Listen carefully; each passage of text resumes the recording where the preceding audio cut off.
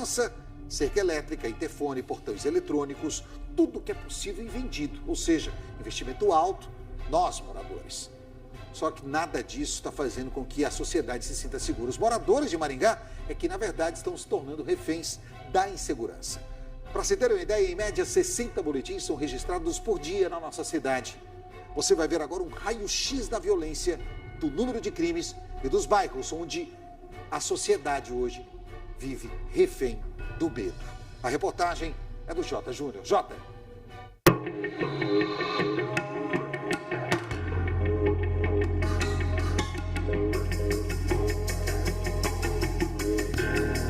Cenas cada vez mais comuns, flagrantes que se repetem todos os dias.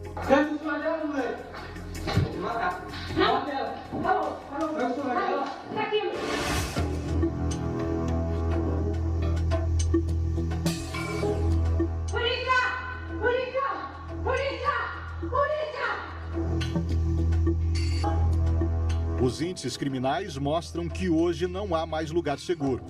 Os fortes sistemas de segurança, com cercas elétricas, interfones, portões eletrônicos, entre outros dispositivos, não são mais um luxo. Mesmo assim, as pessoas estão sendo feitas reféns dentro e fora de casa. Infelizmente, a gente vive numa prisão, né? Inferno. Você parou, né, na casa, tem cerca elétrica, tem serpentina, tem câmera na casa inteira, mas infelizmente isso não impede bandido, né, vagabundo de entrar. Eu tô muito assustada, hein? Tô com medo, não pelo, assim, a bicicleta, a gente trabalha e compra outra, né? Mas o medo, né, que tá aqui dentro, muito assalto, né? Uma cidade que foi tão boa, Maringá, e hoje esses assaltos, aqui tá sendo muito assaltada as mulheres, né? E acontece lá com os outros, a gente acha que não vai acontecer com a gente, né? É difícil, viu? Era 7 horas da manhã quando essa empregada doméstica foi agredida e jogada ao chão a caminho do trabalho por um bandido que roubou a bicicleta dela.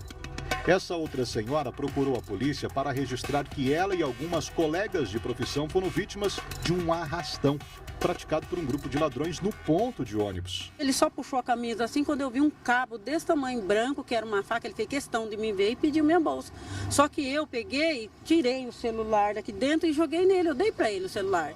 Aí ele catou o celular e a bolsa, eu arremessei a bolsa bem longe porque eu vi um casal vindo. Saber que o filho de 13 anos foi assaltado por um indivíduo armado de faca a caminho da escola deixou esta mulher desesperada.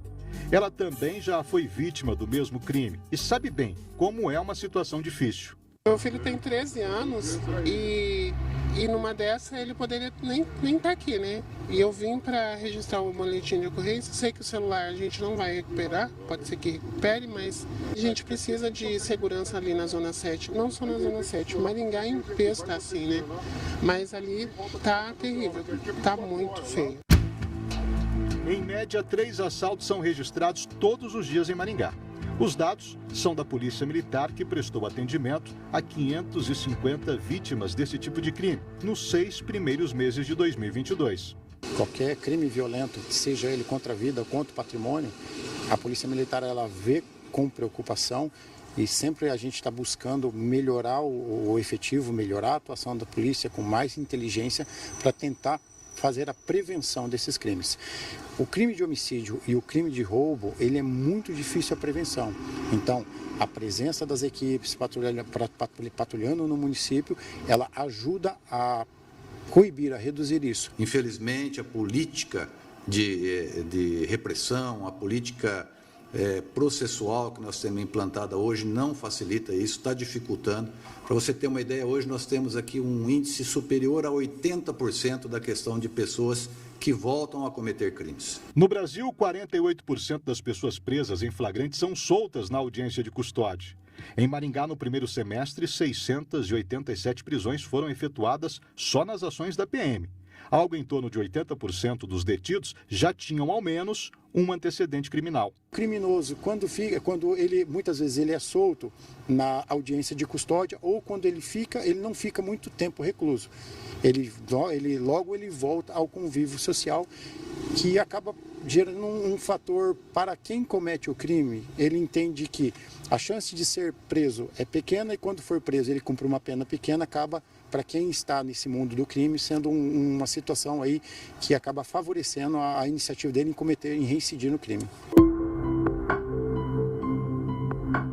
Quando não pela impunidade, a razão para o crime pode ser explicada pelas condições do indivíduo, como nas situações de furto.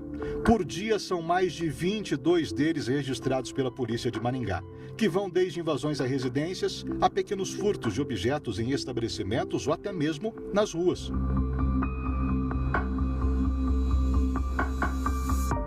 Nós estamos enfrentando uma questão muito importante aqui em Maringá. Até já começamos a mobilizar as autoridades, outros órgãos, para que nós possamos estudar uma situação para tentar minimizar a questão das pessoas em condição de rua aqui na nossa cidade. Infelizmente, o tráfico de drogas, o uso de drogas, a dependência química afeta diretamente esse grupo de pessoas e isso está proporcionando que essas pessoas venham também a cometer crimes, em especial a questão de furtos e até também temos a questão de roubos àquele grupo de pessoas vulneráveis, crianças, idosos e mulheres. Quanto aos casos relacionados aos atentados à vida e às mortes violentas, ou seja, os assassinatos e as tentativas de homicídios, esse número se destaca ainda mais. O comparativo feito pela polícia, ao qual nossa equipe teve acesso, abrange os 6 primeiros meses dos últimos 4 anos, analisando assim o índice criminal antes, durante e depois da pandemia do coronavírus. Em 2019, foram 7 homicídios no primeiro semestre. Esse número dobrou nos 2 anos seguintes no mesmo período e se estabeleceu agora, em 2022, com também 14 assassinatos na primeira parte do ano aqui em Maringá. A maioria deles relacionados ao tráfico de drogas, conforme a polícia. A elucidação dos homicídios também é um dado importante a ser destacado nesse levantamento. A DHPP de Maringá está entre as delegacias com maior número de esclarecimentos desses casos. Nós temos a felicidade de termos esses índices muito positivos, temos a equipe da DHPP aqui, com o Dr. Diego, profissionais muito qualificados, com um know-how muito grande. E aqui nós temos a política de, quando temos situações graves como essa, atuarmos todos juntos. Então, há necessidade de empenho de policiais, fora os policiais da divisão de homicídios, a gente também aplica policiais da furtos e roubos, da veículos, enfim, situações importantes. Eu posso citar até aquela do empresário de Paranavaí, que aconteceu o latrocínio, nós atuamos em conjunto até em apoio do colega lá de Santa Fé. Então, unimos forças e eu acredito que essa união de forças é que traz esse resultado positivo. Como reflexo desta crescente no número de crimes, a maioria passou a entender a violência na sociedade como algo normal no cotidiano. A primeira situação, a gente tem que repensar uma política criminal que dê oportunidade para aquele que quer ter oportunidade. Isso não pode ser colocado de forma genérica. Eu não posso deixar um cidadão entrar por um crime pequeno, que é um crime contra patrimônio, por exemplo, mas entrar 1, 2, 3, 4, 5, mais vezes até, e colocar esse cidadão na rua. Nós estamos vendo isso acontecer diuturnamente e isso está sendo muito ruim para a sociedade. A segunda condição, é lógico, é uma condição econômica, o país está agora se erguendo dessa questão de pandemia, acredito que isso vai se resolver sozinho, e a política de reposição de profissionais de segurança pública, nossa população só aumenta, Maringá só cresce, graças a Deus, somos beneficiados nessa questão, então a política de segurança, as forças de segurança têm que crescer junto com esse aumento populacional. O governo do Estado está entendendo isso, está contratando agora policiais civis, militares, e a gente torce para que esse pessoal também venha nos ajudar.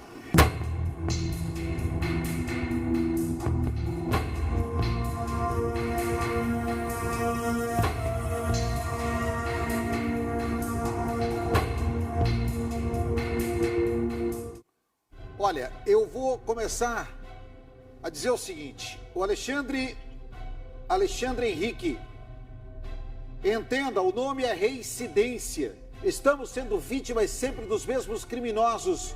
É como ficar preso na mesma música sempre. Alexandre, você foi perfeito no seu comentário no YouTube da RIC TV Maringá.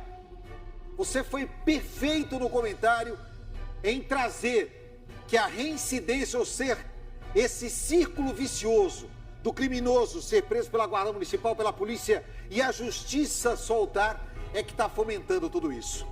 J. Júnior está comigo também posicionado, J. E eu diria o seguinte, enquanto os presos estão tendo a garantia do nosso Estado para continuar roubando, furtando, praticando crimes, a sociedade cada vez mais perde os seus direitos, que são direitos constitucionais.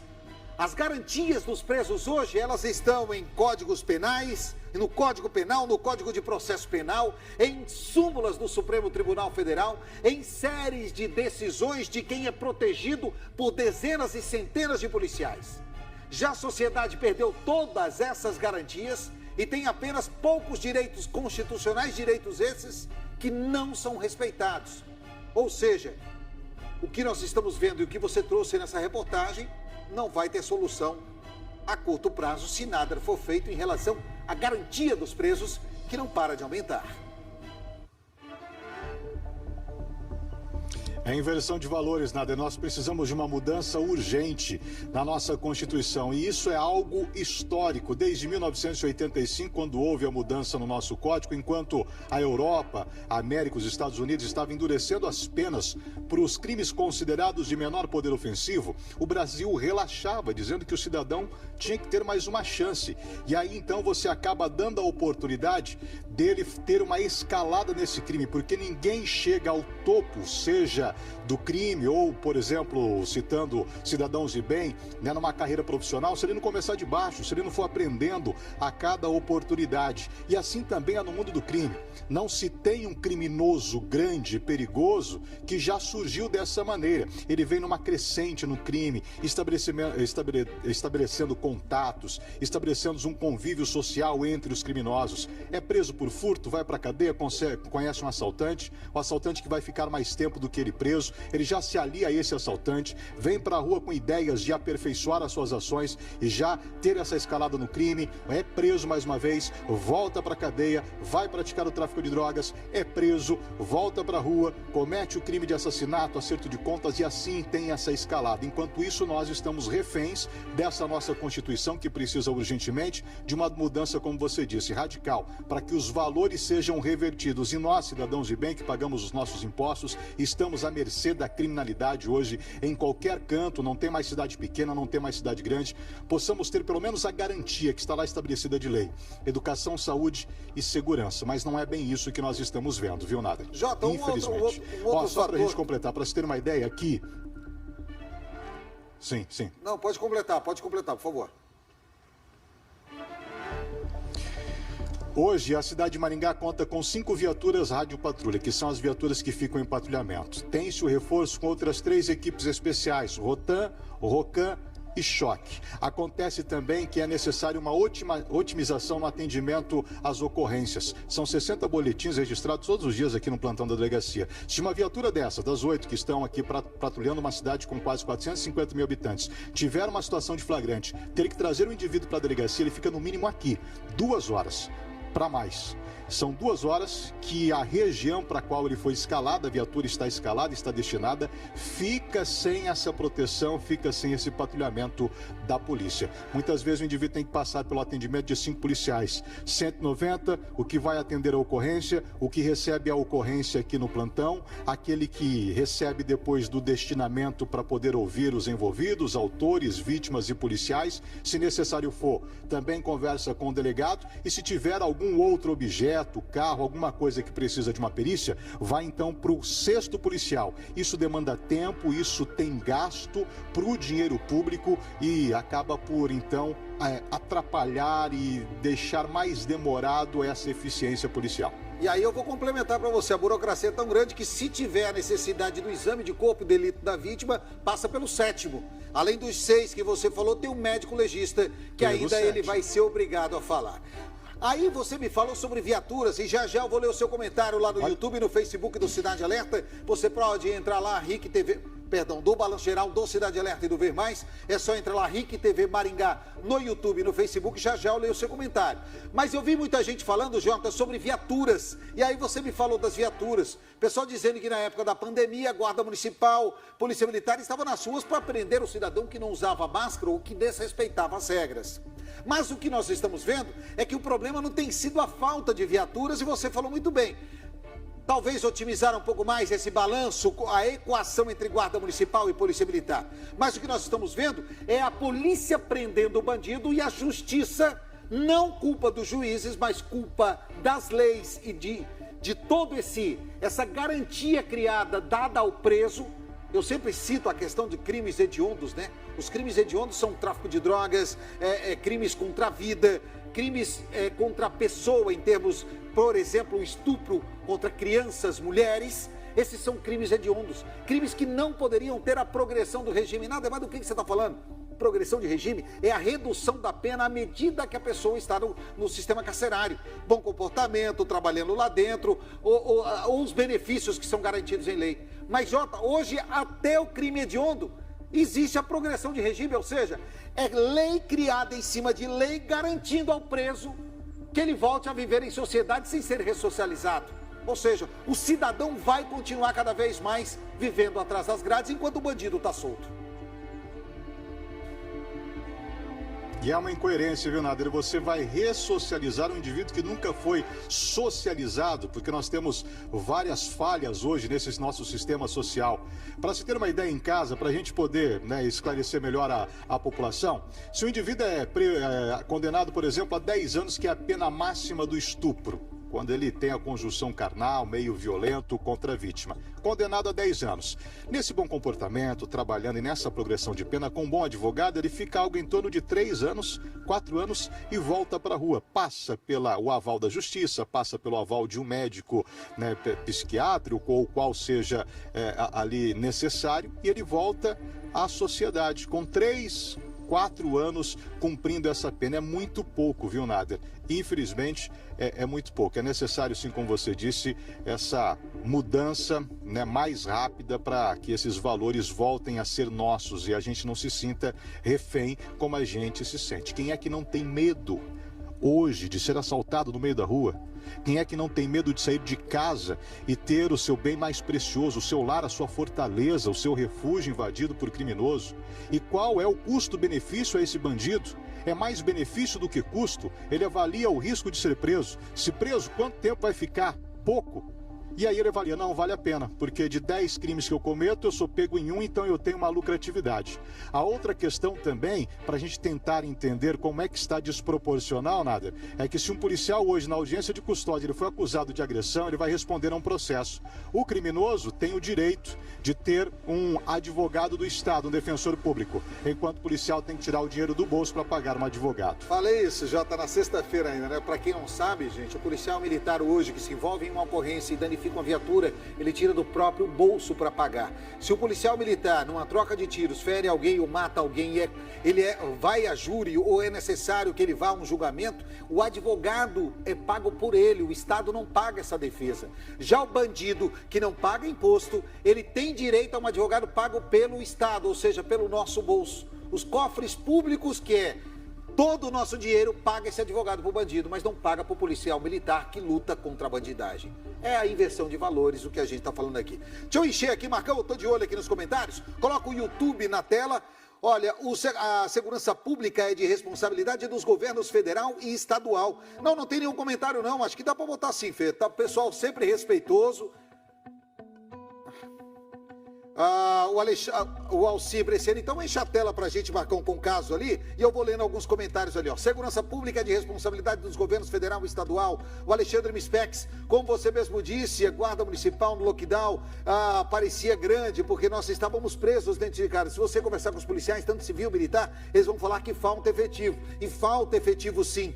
Olha, eu tenho uma filha que é policial civil e entendo bem os comentários que são das pessoas aqui no nosso YouTube. A justiça do Brasil é uma piada, uma comédia. Bandido é tratado igual celebridade no Brasil. Até ambulantes não podem trabalhar, mas a família deles, os filhos. Mas o ladrão está aí, com vendedores de droga, está aí nas praças. A Ana Maria, olha, vai chegando a hora que vai ser o povo que vai fazer justiça com as próprias mãos. E vai chegar, Ana, não tenho dúvida que nós vamos voltar à época de talião, olho por olho, dente por dente. Você roubou, eu tiro tua mão, sabe? Você matou, eu tiro a tua vida. E vai ser assim, lamentavelmente. Bandido tem mordomias, é médico, dentista, alimentação, tinha que pagar por essa estadia trabalhando. É o que eu digo.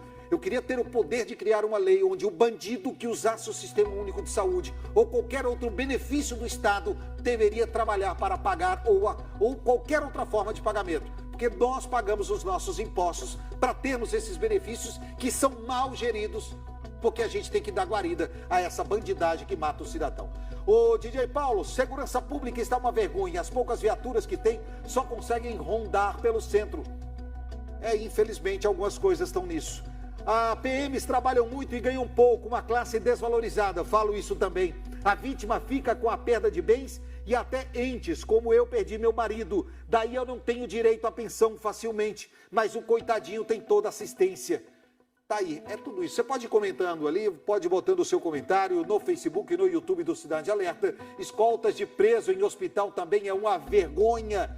Olha, em Arapongas a UPA tá lascada. Médico achou ruim o paciente chegar de ambulância, pegamos imposto e temos que passar por isso. É difícil, né?